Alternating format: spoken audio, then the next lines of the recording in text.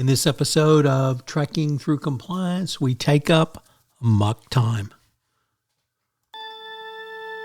Compliance, the final frontier. Tom Fox is the voyager of Trekking Through Compliance. His mission?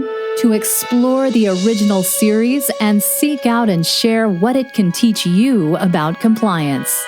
Here's your host, Tom Fox.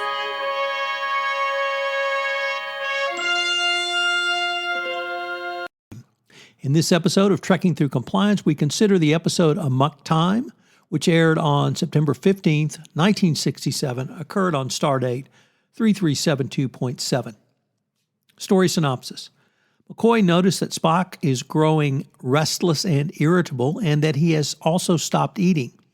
He has thrown Nurse Chapel out of his quarters, physically flinging the Vulcan plomeek soup that she specially prepared for him. After this outburst, he demands leave of absence on his home planet Vulcan from Captain Kirk.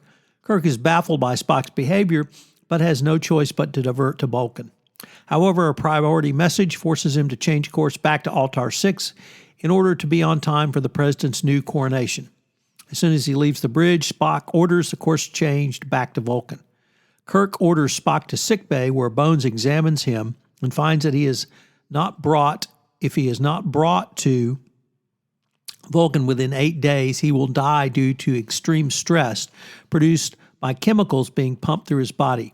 When Kirk confronts Spock, Spock says he cannot tell him the cause of the problem because it is a deeply personal affair. Kirk eventually cajoles Spock into revealing that the problem is Vulcan biology, which Kirk correctly concludes means Vulcan reproduction. The Vulcan time of mating is known as Farr, and it is a very painful and personal experience. It strips away logic from Vulcans and forces them to return to Vulcan to take a mate. Spock compares the need to return to Vulcan to the eel birds of Regulus 5 who return every 11 years to the caverns where they hatched, and to the salmon on Earth who must return to the stream where they were born in order to spawn. Kirk contacts Admiral Comac at Starfleet Command Sector 9 to request permission to divert to Vulcan. The Admiral denies permission, but Kirk ignores the order and redirects the Enterprise to Vulcan. In the meantime, Spock is frankly flipping out. In one extreme emotional outburst, he mashes his viewing screen to pulp when Uhura tries to contact him. However, he recovers when he learns that the Enterprise is headed to Vulcan. He invites Kirk and McCoy as his two best friends to join him on the surface for a ceremony.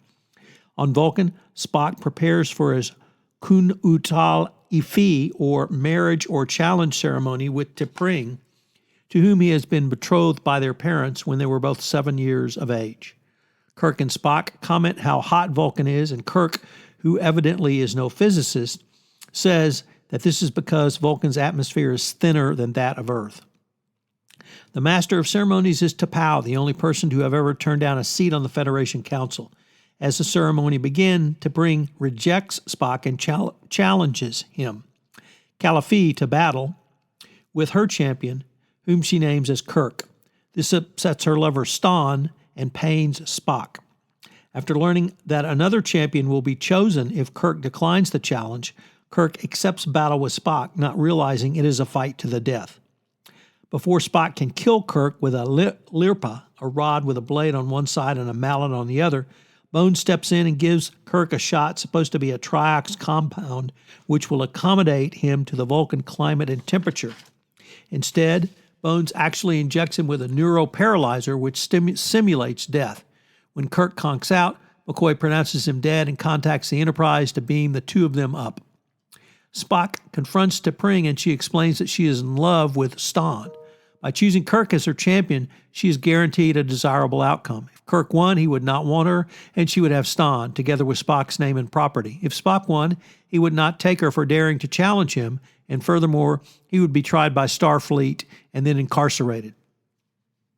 Believing that he had killed Kirk, Spock loses all interest in his treacherous mate and returns to the Enterprise. He is overjoyed to find Kirk alive, betraying his emotion with a big smile, and Kirk is let off the hook for disobeying orders from Starfleet Command when Starfleet retroactively grants permission to divert to Vulcan at T'Pau's request.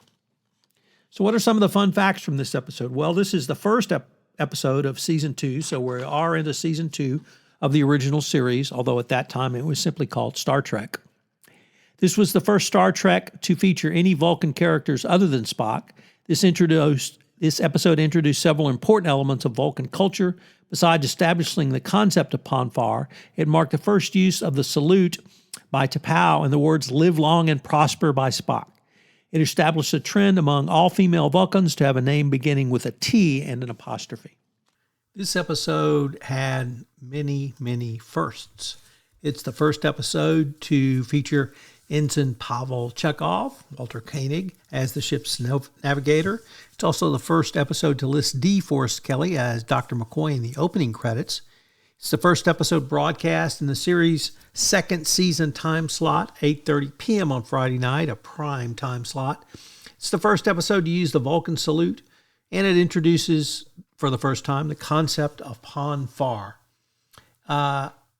You could say it was the first episode we saw a truly emotional Spock, although we may have seen that in earlier episodes as well. But it really, I think, this episode really shows both emotion, logic, and calculation, particularly with T'Pring and her use of Kirk as her champion as opposed to Stan.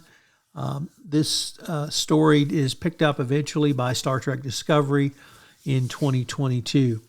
It's a lot of fun. Getting to see Vulcan is, of course, extraordinarily cool. The reaction by Spock at the end, Leonard Nimoy, with some excellent acting chops as well. So I hope you will check out Amok Time. It's a lot of fun, some great action scenes, and, of course, Spock with an emotional reaction to bring down the house, according to Dr. McCoy. I want to take a look at some of the compliance and human resources issues from the episode Amok Time. Number one, obviously managing employee well-being and mental health. This episode explores Spock's Vulcan mating cycle, known as upon Farr, which causes him severe physical and psychological distress. It underscores the importance of employers being attuned to the mental and physical well-being of their employees and providing appropriate support. Number two, accommodating diverse cultural needs. Spock's Vulcan biology and cultural tradition create unique challenges for him and the Enterprise crew. This demonstrates the need for organizations to develop inclusive policies and practices that respect and accommodate the diverse backgrounds and needs of your employees. Number three, balancing duty and personal obligations. Spock struggles to reconcile his Starfleet duties with the pressing personal obligations of his mating cycle. This highlights the complexities leaders face in supporting employees' work-life balance and personal commitments. Number four, ethical decision-making and integrity. This episode explores the ethical dilemma faced by Kirk, Spock, and McCoy as they navigate the cultural norms and traditions of Vulcan society. This emphasizes the importance of ethical decision-making and maintaining organizational integrity even in the face of cultural differences. Number five, effective communication and conflict resolution. This episode showcases the importance of clear, empathetic communication, conflict resolution skills as the Enterprise tries to understand and assist Spock during his upon Farr. This is a crucial competency for both HR professionals, compliance professionals, and business leaders. Number six, promoting a supportive and inclusive culture. The crew's willingness to accommodate and support Spock, despite the risks, demonstrates the value of fostering a workplace culture that prioritizes empathy, compassion, and a sense of community. Number seven, succession planning and talent management. Spock's personal challenges raises questions about his continued ability to serve on the Enterprise, underscoring the need for robust succession planning and talent management processes to ensure organizational resilience. By reflecting on these themes, HR professionals and compliance professionals can draw upon valuable insights to strengthen their policies, practices, and approaches to employee well-being, cultural sensitivity, ethical decision-making, conflict resolution, and talent management, all of which are essential for building a thriving, compliant, and inclusive workplace, and more importantly, corporate culture. I hope you'll join us tomorrow when we take up the episode, Who Mourns for Adonis? If you enjoyed this episode of Trekking Through Compliance, you can help it grow by sharing it with the biggest Trek fan you know.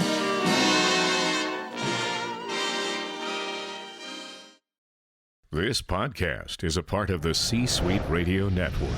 For more top business podcasts, visit c-suiteradio.com.